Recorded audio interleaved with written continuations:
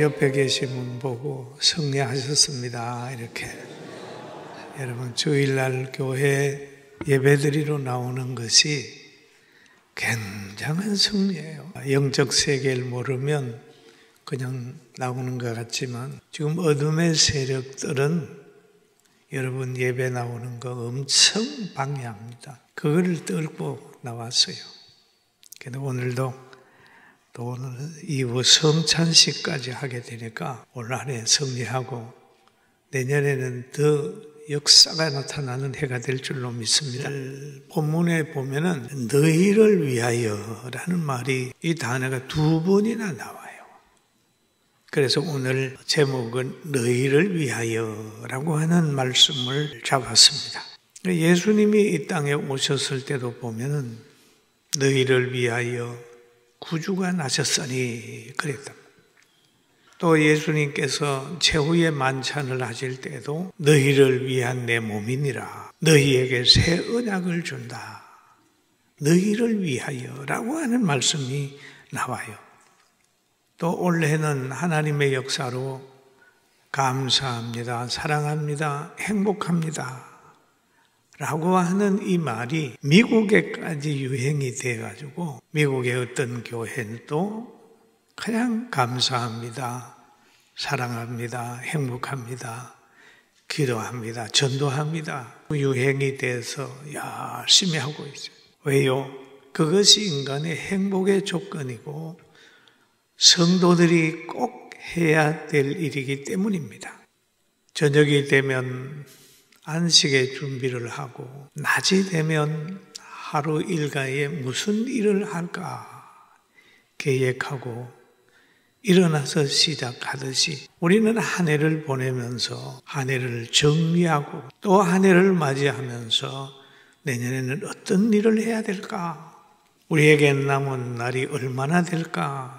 하는 것을 생각하면서 분초를 아끼면서 살아가야 합니다. 저는 미국의 트럼프 대통령이 된 후에 자기가 앞으로 어떤 일을 해야 되겠다고 하는 그런 정책을 얘기하는 가운데서 종교에 대한 이야기하는 걸 들었습니다. 우리의 조상들이 하나님의 말씀으로 나라를 세웠는데 우리나라가 많이 흔들렸다. 위기가 왔다. 종교성이 무너졌다. 성경을 보는 사람이 작아졌다. 그래서 자기가 임기가 시작이 되면 성경을 가르치고 자기도 성경을 보고 나라를 회복하겠다라고 하는 다짐을 하는 걸 들었습니다. 그러면 그 나라는 하나님께서 다시 세계 경찰 국가로 발돋움하게 되고 하나님의 영광이 거기에 머물게 될 줄로 믿습니다. 그 다짐을 해요. 강력하게 하더라고요. 참 우리나라도 누군가가 지도자가 나타나서 우리는 건국 이념을 가지고 일어날 것입니다. 기독교 학교는 설립 이념을 회복하고 열심히 일하고 하나 되는 운동을 해야 합니다라고 하는 지도자가 나오면 얼마나 좋겠어요.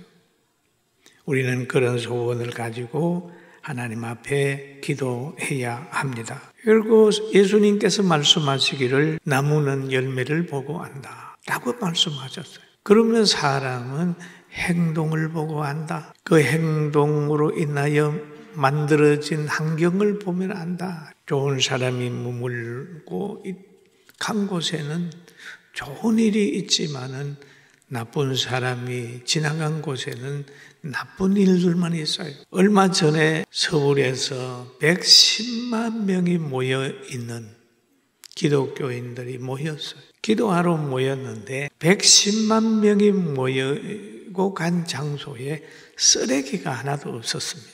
강구하기를 쓰레기를 버리지 맙시다. 봉지를 가지고 가서 쓰레기를 주워 담아서 집으로 가져가야 됩니다. 그랬더니 그 약속을 지켜가지고 끝해졌습니다. 그런데 또 한 단체가 또 모여서 데모를 했는데 그 단체가 머물다 간 곳에는 그냥 쓰레기가 많이 나와서 차로 나왔다는 거죠. 어떤 사람이 머물고 갔던 곳에는 향기가 있지만 어떤 사람이 머무는 곳에는 무질서가 있고 파괴가 있고 더러운 환경이 만들어지는 거예요. 그런데 우리가 믿는 예수님이 머물고 가신 장소는 어떨까? 한번 생각을 해봅니다. 또 예수님의 교훈을 가만히 들어보면 그 예수님의 교훈에 그 깊이와 넓이와 높이와 신비함이 거기에 들어있어요. 마태복음 7장에 보면은 예수님이 제자들에게 그렇게 말씀하신 부분이 있어요. 거짓 선지자들을 삼가라. 양의 옷을 입고 너희에게 나오나 속에는 노락질하는 일이라. 이 말 속에는 가만히 보세요. 양의 옷을 입었지만은 내면의 세계는 노락질하는 일일 수 있다. 그러니까 외모로 판단하지 말아라 라는 얘기죠. 그 말씀을 하신 다음에 그들의 열매로 그들을 알지니 가시나무에서 포도를 또는 엉겅퀴에서 무화과를 따겠느냐.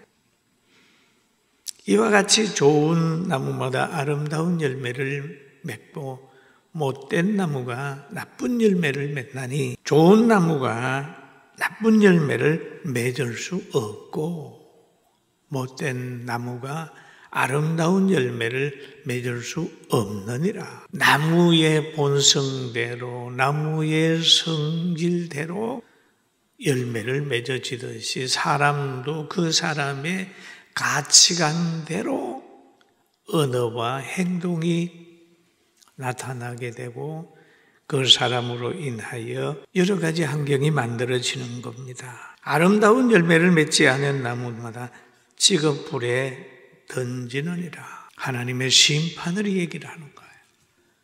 찍어서 불에 던진다. 이러므로 그들의 열매로 그들을 알리라 라고 하는 얘기를 쭉 하셨어요. 열매도 나무도 사람도 교회도 나라도 그 나타나는 것을 보면 압니다. 정당도 모든 것들도 나타나는 열매를 보면 아는 거예요.